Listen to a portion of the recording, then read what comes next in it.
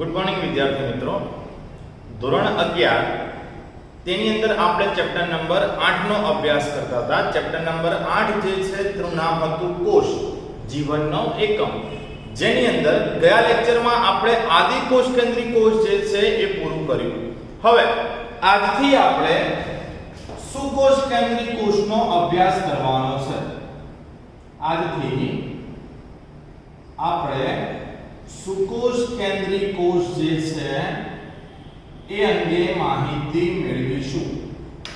તો તમે બધા જ જાણો છો કે સુકોષ કેન્દ્રી કોષ મતલબ સુવિકસિત કોષ કેન્દ્ર ધરાવતું હોય. સુ એટલે સુવિકસિત, કોષ કેન્દ્ર, સુવિકસિત કોષ કેન્દ્રની હાજરી જેનામાં હોય તેવા કોષને સુકોષ કેન્દ્રી કોષ તરીકે ઓળખવામાં આવે છે. જે આપણે 5 સૃષ્ટિ ભણ્યા, મોનેરા, પ્રોટિસ્ટા, ફૂગ, વનસ્પતિ અને પ્રાણી, એમાં મોનેરા સૃષ્ટિને બાદ કરતા પ્રોટિસ્ટા, ત્યારબાદ ફૂગ, ત્યારબાદ વનસ્પતિ સૃષ્ટિ અને ત્યારબાદ પ્રાણી સૃષ્ટિ.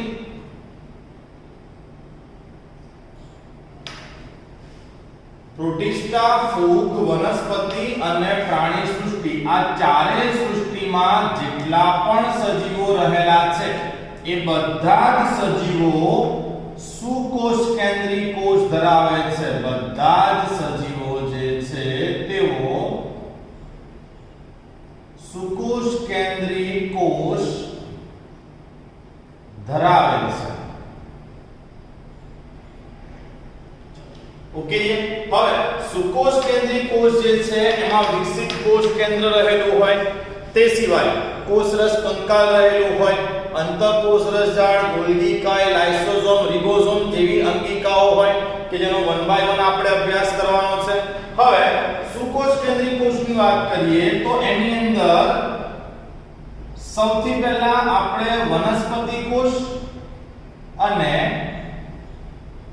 પ્રાણી કોષ જે છે એ બે વચ્ચેનો તફાવત જોઈએ. જો વનસ્પતિ કોષની વાત કરીએ તો વનસ્પતિ કોષની અંદર કોષરસ પટલની ફરતે કોષરસ દિવાલ હાજર હોય, જ્યારે પ્રાણી કોષો જે છે એમાં કોષ દિવાલ ગેરહાજર હોય. વનસ્પતિ કોષ જે છે એમાં પ્રકાશ સંશ્લેષણ માટે હરિતકણ હાજર હોય. પ્રાણી કોષ હોય એ પ્રકાશ સંશ્લેષણ કરતા જ નથી, એટલે પ્રાણી કોષોની જો હું વાત કરું તો તેમનામાં હરિતકણ ગેરહાજર હોય. વનસ્પતિ કોષની અંદર મોટા કદની રસધાની રહેલી હોય. પ્રાણી કોષોમાં અત્યંત નાની રસધાની હોય. પ્રાણી કોષમાં અત્યંત નાની રસધાની હોય અથવા તો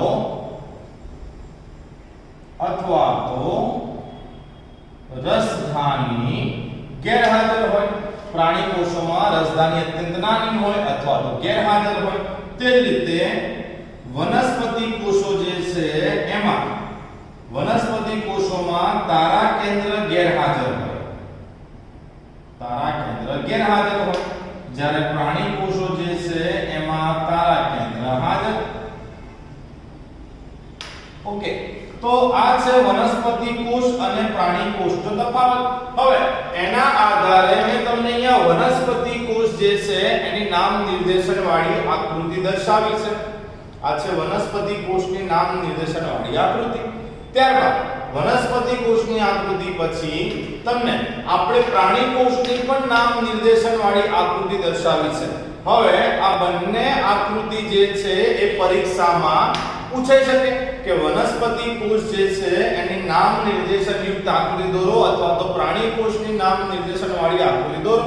તો આ બંને આકૃતિ તમારે તમારી નોટબુક જે છે એની અંદર ડ્રો કરવાની છે. હવે ઘણા લોકો એવો પ્રશ્ન આકૃતિ દોરવામાં તકલીફ પડી રહી છે, તો અહીંયા હું તમને એક ચેનલ સજેસ્ટ કરું છું. ધ ફાઇન આર્ટ્સ ગુરુજી કરીને એક ચેનલ છે YouTube પર.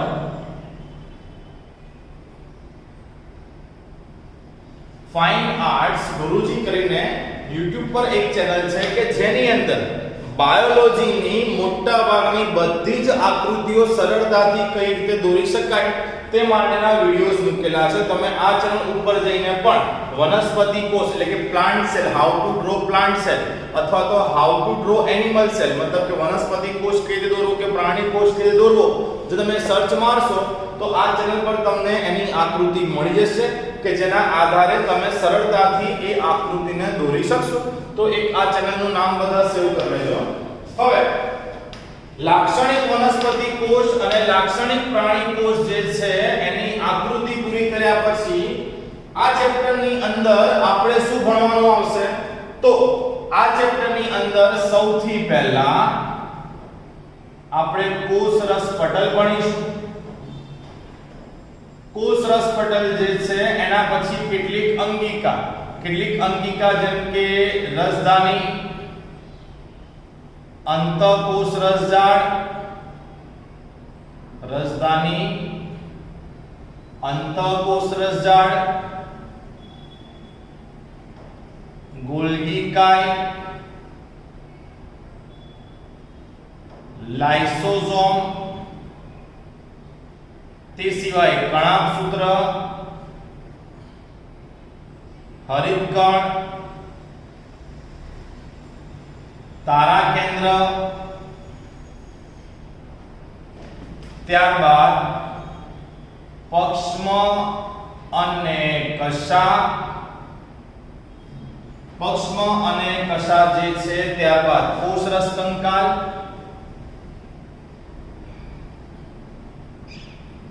લાસ્ટમાં કોષ કેન્દ્ર.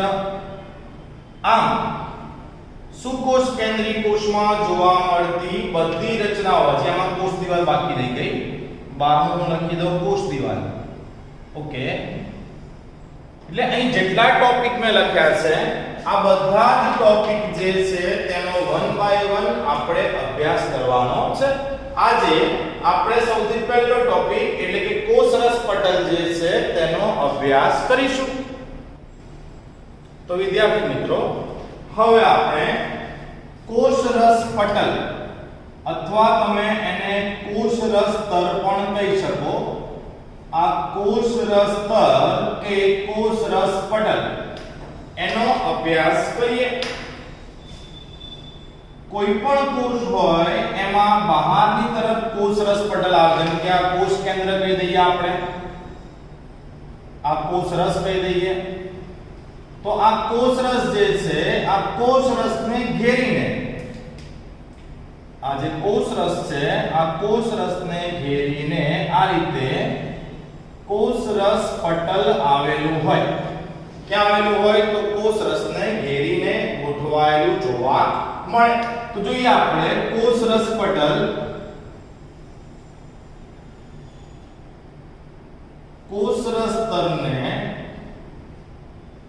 આવરીને ગોઠવાયેલું હોય. હવે આ કોષરસ પટલ જે છે એ કેવું હોય, એની રચના કેવી હોય તે અંગેનો આપણે અભ્યાસ કરવાનો છે. તો કોષરસ પટલ જે છે એનું બંધારણ સમજાવવા માટે સૌપ્રથમ રોબર્ટસન નામના વૈજ્ઞાનિકે રોબર્ટસન દ્વારા સૌપ્રથમ કોષરસ પટલનું બંધારણ સમજાવતા રોબર્ટસન જે છે એમણે સૌપ્રથમ કોષરસ પટલનું બંધારણ સમજાવવા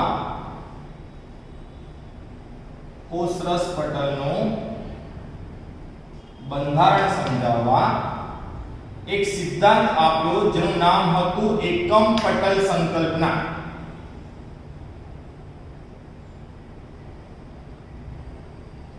રોબર્ટસન જે છે તેમણે કોષરસ પટલનું બંધારણ સમજાવવા માટે એકમ સંકલ્પના આપી. જો કે આ સિદ્ધાંત આપણે ભણવામાં આવતો નથી, કારણ કે એકમ પટલ સંકલ્પના જે છે એ સર્વ સ્વીકૃત નથી, એટલે આપણને ભણવા માટે આપેલ નથી. પણ આ તો કદાચ જો ક્યાંક આપણને એમસીક્યુ માં પૂછાય કે એકમ પટલ સંકલ્પના આ મોડેલ કોણે સમજાવ્યું હતું, તો રોબર્ટસને અથવા તો કોષરસ પટલ જે છે એનું સૌપ્રથમ બંધારણ સમજાવવાનો પ્રયત્ન કોણે કર્યો હતો? તો રોબર્ટસન દ્વારા આ પ્રયત્ન કરવામાં આવ્યો હતો. ત્યારબાદ બીજા બે સાયન્ટિસ્ટ સિંગર અને નિકોલસન, આ સિંગર અને નિકોલસન જે છે તેમણે મળીને કોષરસ પટલ જે છે એનું બંધારણ સમજાવવા માટે એક મોડેલ સમજાવ્યું. આ મોડેલનું નામ છે ફ્લુઇડ મોઝેઇક મોડેલ. આ જે મોડેલ છે કોષરસ સ્તરનું બંધારણ સમજાવતું એનું નામ આપવામાં આવ્યું ફ્લુઇડ મોઝેઇક મોડેલ, કે જે સંપૂર્ણ રીતે સર્વ સ્વીકૃત છે, કે જે સંપૂર્ણ રીતે સર્વ સ્વીકૃત છે. હવે સિંગર અને નિકોલસન નું શું કહેવું હતું કે કોષરસ સ્તર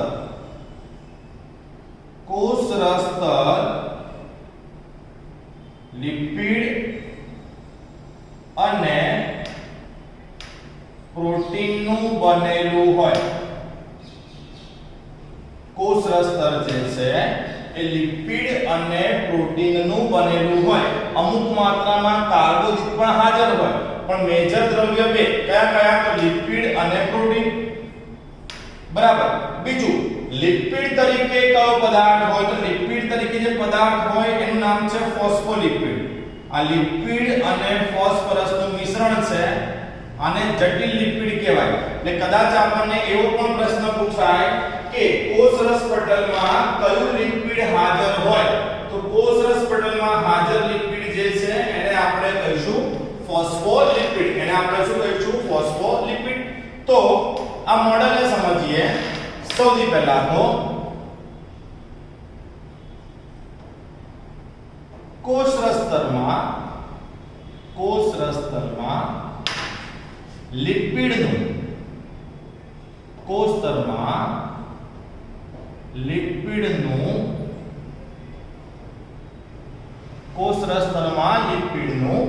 દ્વિસ્તરીય આવરણ રહેલું હોય. કોષરસ સ્તરમાં લિપિડનું દ્વિસ્તરીય આવરણ રહેલું હોય છે. હવે તમે 10મા ધોરણની અંદર લિપિડની આધારે મિસેલ ભણી ગયા, તો અહીંયા હું તમને સમજાવું. કોઈ પણ લિપિડનો અણુ હોય, આ યાદ રાખજો, એમાં બે ભાગ હોય. એક હોય એનો શીર્ષ અને બીજો ભાગ છે પૂંછડી. કોઈ પણ લિપિડ જે છે એના મુખ્ય વિસ્તાર બે, શીર્ષ અને બીજો વિસ્તાર છે પૂંછડી.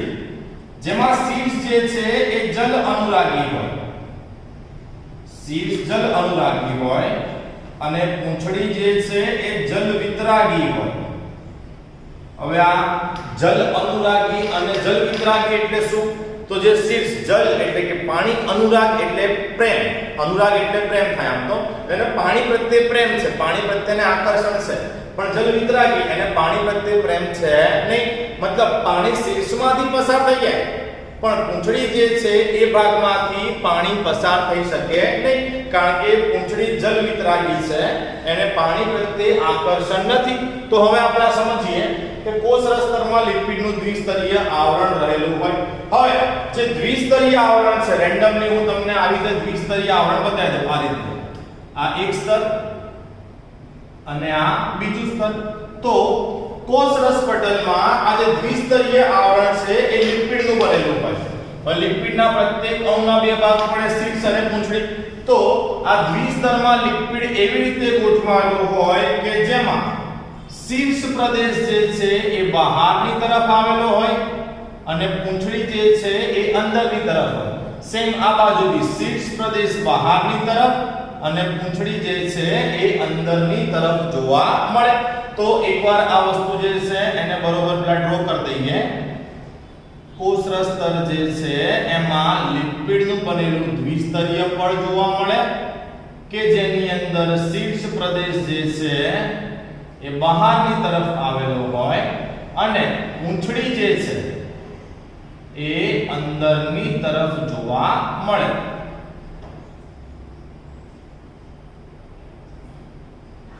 તો પેલા એ દર્શાવી દઈએ.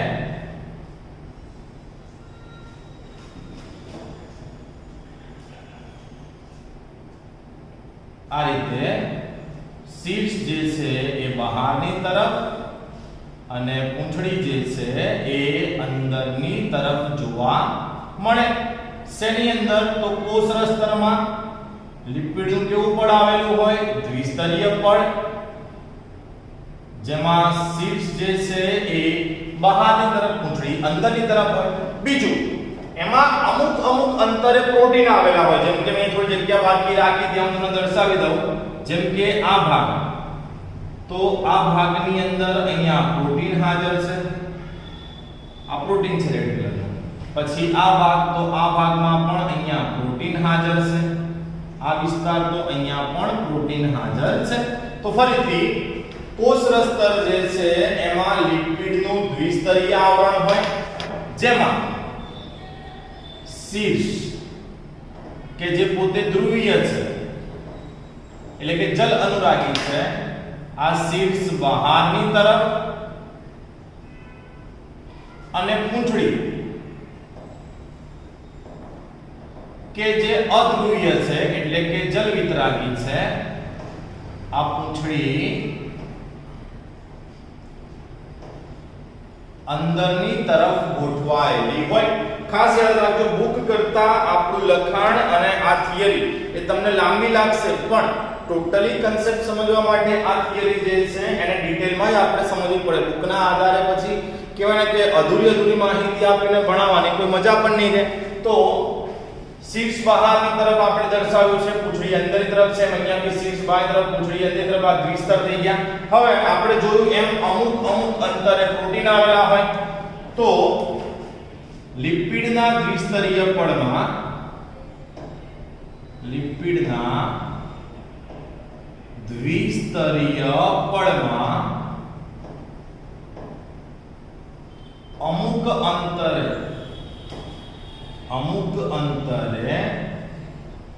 પ્રોટીન આવેલા હોય છે.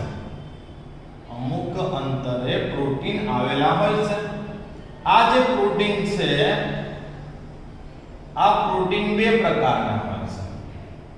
આ પ્રોટીન બે પ્રકારના, જેમ કે જુઓ અહીંયા જે મેં પ્રોટીન દર્શાવ્યું છે, આ વાળું, આ ખાલી સપાટી પર પ્રોટીન છે, સપાટી પર, એટલે આને બહિર્ગત પ્રોટીન કહેવાય. સરળતાથી દૂર કરવું હોય તો કરી શકાય, પણ તમે આને જુઓ, આ પ્રોટીન છે અંદર સુધી ખૂંપેલું છે, સેમ આ પ્રોટીનની છે અંદર સુધી ખૂંપેલું છે, તો આમને અંતર્ગત પ્રોટીન કહેવાય. આમને અંતર્ગત પ્રોટીન કહેવાય. તો પ્રોટીન બે પ્રકારના હોય. એક સપાટીય પ્રોટીન, એટલે કે સપાટી પર ગોઠવાયેલ પ્રોટીન, જેમને આપણે બહિર્ગત પ્રોટીન કહીએ છીએ. અને બીજા અંદર સુધી ખૂંપેલા પ્રોટીન, કે જેને આપણે અંતર્ગત પ્રોટીન કહીએ છીએ. હવે સમજો, અહીંયા કોઈ દ્રવ્ય બહારની તરફ હોય અને એને અંદર લાવવું હોય, પણ એ લિપિડમાંથી જો અંદર ન આવી શકતું હોય, તો એવા દ્રવ્યના વહનમાં પ્રોટીન મદદ કરે. પણ જો બહિર્ગત પ્રોટીનમાંથી અંદર આવે, તો અહીંથી આગળ પ્રોટીન છે ને, એટલે આ દ્રવ્ય અહીંથી આગળ જઈ ના શકે. મતલબ આ દ્રવ્યને અંદર આવવું હોય તો મદદ કોણ લેવી પડશે? આને અંતર્ગત પ્રોટીનની, કારણ કે અંતર્ગત પ્રોટીન છેક સુધી વિસ્તરેલું છે. મતલબ વાહક પ્રોટીન તરીકે કોણ મદદ કરે, અથવા તો વહનનું કાર્ય કોણ કરે? તો અંતર્ગત પ્રોટીન. એટલે આ ખાસ યાદ રાખજો કે વાહક તરીકે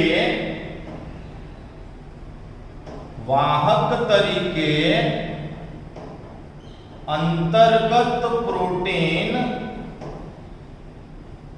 મદદરૂપ થાય છે. ઓકે, તો આ ખાસ ધ્યાન આપવાનું આપણે કે વાહક તરીકે આપણને અંતર્ગત પ્રોટીન જે છે તે મદદ કરે છે. ત્યારબાદ એક વસ્તુ પેલા આ બંધારણને ફરીથી રિપીટ કરી દઈએ કે કોષરસ પટલ જે છે એનું આપણે જે મોડેલ સમજીએ છે એ કયું છે? Fluid mosaic model. સમજાવ્યું કોણે? સિંગર અને નિકોલ્સને. સર્વસ્વીકૃત છે. એમના માનવા પ્રમાણે લિપિડ અને પ્રોટીનનું બનેલું હોય કોષરસ. કેટલીક માત્રામાં કાર્બોદિત પણ હાજર હોય, પણ મુખ્ય પદાર્થ કોણ છે? લિપિડ અને પ્રોટીન. બીજું, લિપિડ અને પ્રોટીનનું દરેક કોષરસ સ્તરમાં પ્રમાણ અલગ અલગ હોય. જેમ કે હું તમને વાત કરું આરબીસી. આરબીસી એટલે કે મનુષ્યના રેડ બ્લડ સેલ. આરબીસી એટલે કે રેડ બ્લડ સેલ. તો રેડ બ્લડ સેલ જે છે એમાં લિપિડનું પ્રમાણ 40% છે અને પ્રોટીનનું પ્રમાણ 52% છે. બીજો કોઈ કોષ હોય તો બીજા કોઈ કોષમાં આ પ્રમાણ અલગ અલગ બી, એટલે ટૂંકમાં દરેક કોષમાં લિપિડ અને પ્રોટીનનું પ્રમાણ સરખું હોય તેવું જરૂરી નથી. ફરીથી કોષરસ પર લિપિડ અને પ્રોટીનનું બનેલું હોય. હવે લિપિડ તરીકે એક્ઝેક્ટલી શું હાજર હોય? તો ફોસ્ફોલિપિડ, ફોસ્ફરસ અને લિપિડનું મિશ્રણ, એને કહેવામાં આવે ફોસ્ફોલિપિડ.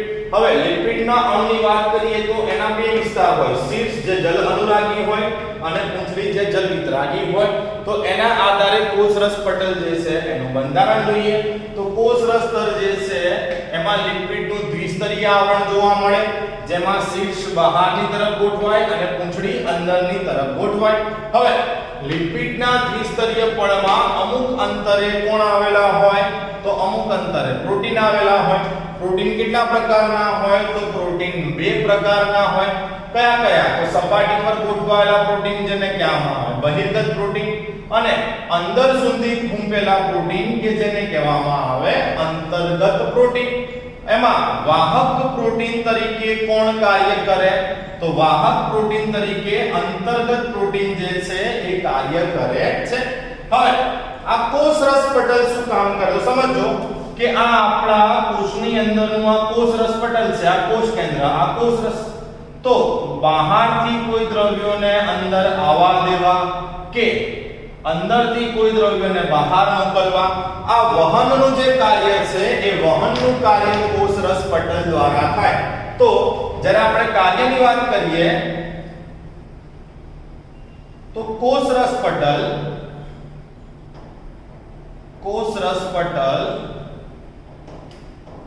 વહનનું કાર્ય કરે.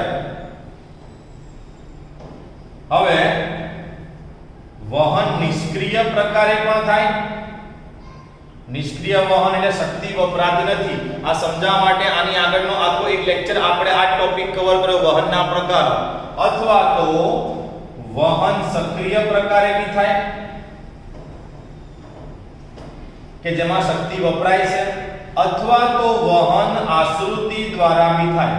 હવે આશ્રુતિ દ્વારા જ્યારે વહન થાય તો મેં તમને આશ્રુતિની વ્યાખ્યા બી સ્પષ્ટ સમજાવી કે આશ્રુતિ એટલે કે મંદ દ્રાવણથી સાંદ્ર દ્રાવણ તરફ વહન થાય. તમારી બુકમાં ભૂલ આપી છે, બુકની અંદર આશ્રુતિ માટે શબ્દ વપરાયો સાંદ્રથી મંદ દ્રાવણ.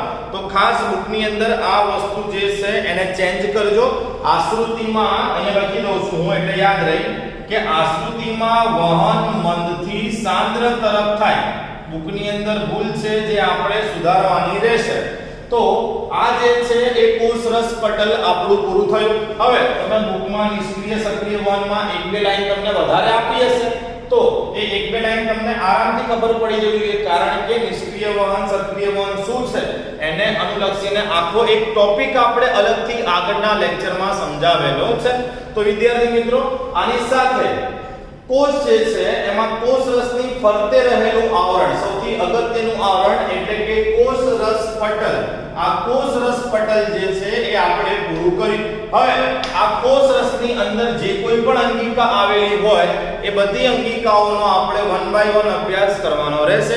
આજના લેક્ચરમાં આપણે કોષરસ પટલ પૂરું કર્યું. અહીંયા સુધી આપણે રાખીએ છીએ. આવતા લેક્ચરમાં નવી અંગિકાઓના અભ્યાસ સાથે આપણે લેક્ચરની શરૂઆત કરીશું.